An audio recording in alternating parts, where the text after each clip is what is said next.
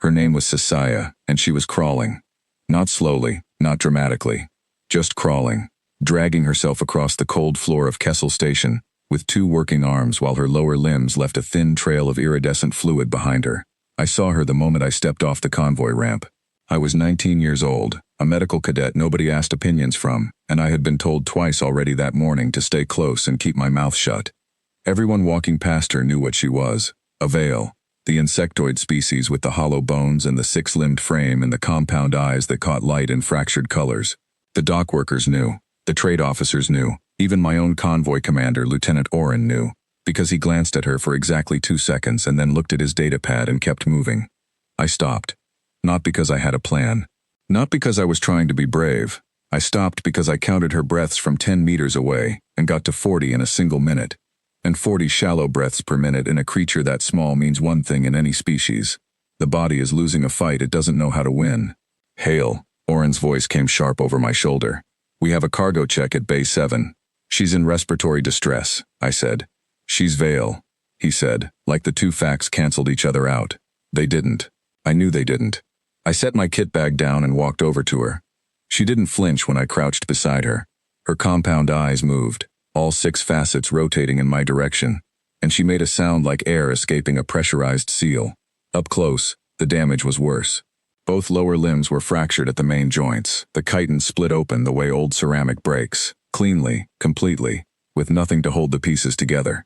She had been crawling on her upper arms for what looked like at least 2 hours based on the abrasion pattern on her elbow segments. I had no Veil medical training. I had basic interspecies first aid from a 14-hour certification course that spent 40 minutes on Veil physiology and 40 of those minutes on the phrase consult a Veil practitioner whenever possible. There were no Veil practitioners on Kessel Station. I checked while I was already pulling maintenance supplies from the nearest utility locker. Oren appeared beside me. I'm filing a deviation notice. File it, I said. I found conduit tubing the right diameter, a canister of resin sealant used for hull microfractures, and a roll of pressure webbing. I'll sign whatever you need when I'm done. He stood there another moment, then left. I heard him on the comm, annoyed, explaining things to someone above him. I didn't listen. I was busy talking to her. I talked because the field manual said calm auditory input lowered stress hormones in most sapient species. I didn't know if it worked for Veil. I didn't know if she understood a word of standard. But I kept my voice low and even, explained every step before I did it, and told her my name was Marcus and that I was going to be honest with her about everything because I figured honesty was probably universal. She watched me with those fractured mirror eyes and didn't make another sound. The splints were rough. They were conduit tubing cut to length with a maintenance blade, padded with pressure webbing, held against the fracture lines with resin sealant that I diluted to a concentration that wouldn't bond to chitin permanently. It wasn't medical grade work. It was the kind of improvisation that gets you a failing grade in a classroom and keeps something alive in the field. When I finished, I sat back on my heels and looked at her. She reached up with one of her upper arms, slowly, and touched the splint, pressed it gently, testing. Then she said something.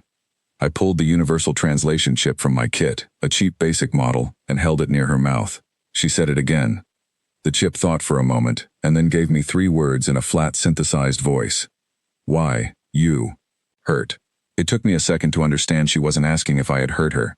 She was asking why I was accepting consequences for her sake. Why was I taking the loss, the reprimand, the friction, the cost, for a stranger who was not my species, not my crew, not my problem? I opened my mouth to give her a good answer. Nothing came out. I don't know, I said finally. My mother was a nurse. Maybe it's just what we do. Her name came when I asked directly. Saya. She hissed it like the first half of a word that trails into breath, and I practiced it twice until she made a small clicking sound that I took as confirmation. Oren granted a 48-hour extension to our departure window, furious, and had me transferred to the convoy's sickbay rather than the station floor. I carried Asaya there myself. She weighed less than I expected, the way hollow things always do. The convoy's medical system was a mid-range diagnostic unit, with solid coverage for human and Thun physiology, and a Veil database that was 3 years out of date. I read everything in it. Then I accessed the ship's research archive and read everything in that. Then I messaged the Interspecies Medical Cooperative, flagged urgent, and waited 40 minutes for an automated reply, telling me response times were currently 72 hours. Saya lay on the adjustable pallet I had lowered to floor height, because I didn't know if elevation would affect her blood pressure in any meaningful way, and I was not willing to find out the wrong way. She watched me read. At some point she fell asleep, and I watched her breathing rate drop to 22, and felt something in my chest unknot. She woke up when we were 6 hours out from Kessel and told me, through the translation chip, that she had been left. Not abandoned in anger, not punished. Left, in the way her people had always left those who could not keep pace with a colony relocation. She explained it the way someone explains a natural law, matter-of-factly, without flinching. The Veil had migrated seasonally for thousands of years on a homeworld, with shifting lethal weather bands. Those who could not move during a relocation cycle were released. It had always been this way. The crawling was not shame. It was an accepted end, the way a tide accepts the shore. She had accepted it.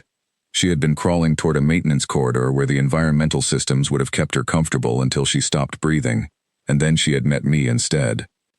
I asked her if she was angry at her colony. She made the clicking sound. I learned over the following hours that it was laughter, dry and low, like a stone tapped against hollow wood. No, the chip gave me. They follow what is written. You follow something not written. This is harder to understand than anger. I didn't have an answer for that, so I checked her vitals instead. On the second night, things went wrong. The fracture sites were infected, not from my splints, the resin had sealed clean, but from an opportunistic pathogen that had entered during the original injury, deep in the joint tissue, and had been growing quietly while I dealt with everything visible. The diagnostic unit flagged it at 1 in the morning, ship time, and then delivered its recommendation in the calm voice systems use when they have already decided an outcome. Quarantine protocol. Euthanasia recommended. Pathogen outside treatable parameters.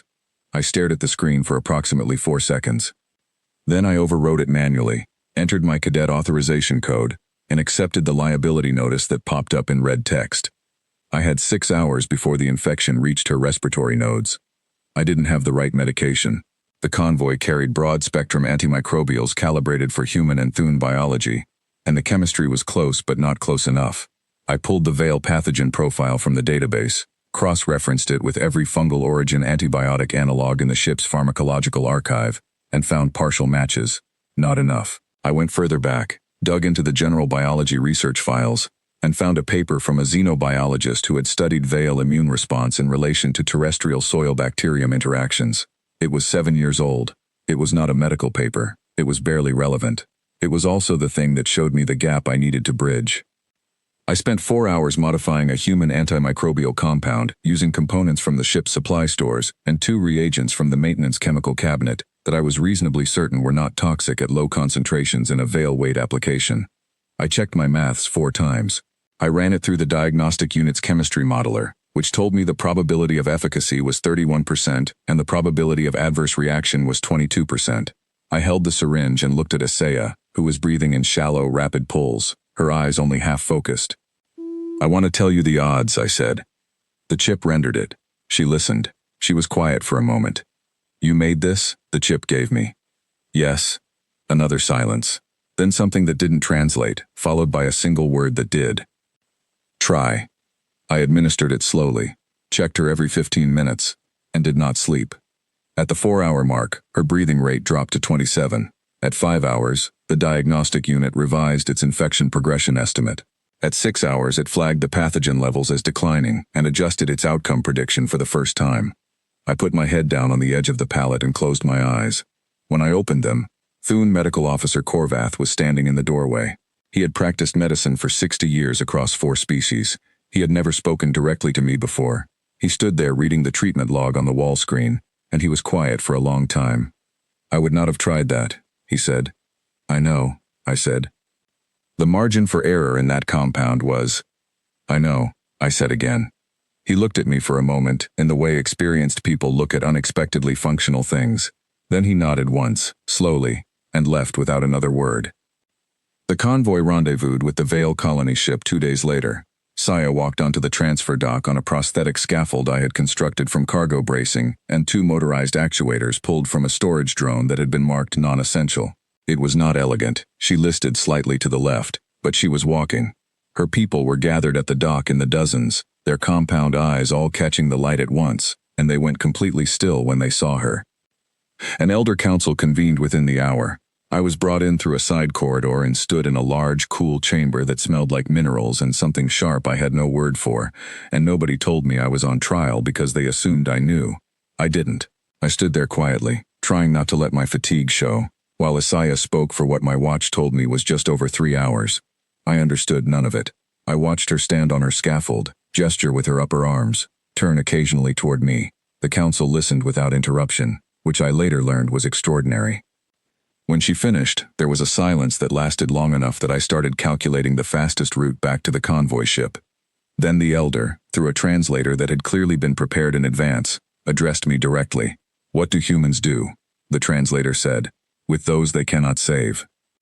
The question landed in the room like a stone dropped in still water. I thought about my mother, who had come home from 30-hour nursing shifts and cried at the kitchen table twice that I ever witnessed, and then gone back the next day. I thought about the faces in the field training videos, the ones marked as failed resuscitations, shown not to traumatize cadets but to teach them that failure and continuation are not opposites. "We grieve," I said, "and then we try harder next time." The silence that followed was a different kind of silence. The elder spoke for a moment in Vale and then turned back to the translator. "We have no word for that," it said. I was not sentenced. I was not celebrated either, not in any way I recognized. The council dissolved and people moved around me, and Saya appeared at my elbow and walked me back to the transfer dock on her scaffold, and we stood at the edge of the airlock. "You go," the chip gave me. She was stating it, not asking. "My convoy leaves in an hour," I said. She reached out with one upper arm and pressed her finger segments briefly against the back of my hand. It lasted about 2 seconds. I didn't know what it meant for Vale. It felt like something that was trying to be enough when words had reached their limit. "I will tell them what you did," she said through the chip. "You don't have to," I said. "Not for you," she said. "For them." 6 months later, a transmission arrived for me at the convoy's mail terminal. It was from the Vale colony, text only, routed through 3 relay stations. It contained 2 things. The first was a legal notice. The Vale Elder Council had formally amended colony code for the first time in 800 years. The new clause, logged under a Vale word I could not pronounce, stated that any colony member unable to move during a relocation could be carried. The motion had passed with unanimous council approval following testimony from a survivor and review of documented events aboard the convoy ship. The second attachment was a linguistic note from the colony's record keeper. It said that the Vale language had adopted a new loanword, borrowed phonetically from Standard English, for informal use among younger colony members. It was being used to describe a quality observed in a particular kind of behavior, persisting past the point where any reasonable calculation would suggest stopping. The word was stubborn. They were using it as a compliment. I read it 3 times in the small galley where I ate my meals, and then I opened my log and wrote the only thing I could think to write. Everyone kept walking. I don't know exactly why I stopped. I've been trying to put it into words since that morning on Kessel Station, and the closest I've come is this. Somewhere along the way, humans forgot how to do the maths that tells you when a person stops being worth the trouble. We just never learned that calculation. We tried to, probably. We just kept getting the answer wrong in the same direction, over and over, until not walking away became the thing we were known for. Maybe that's the whole point of us. Maybe that's enough.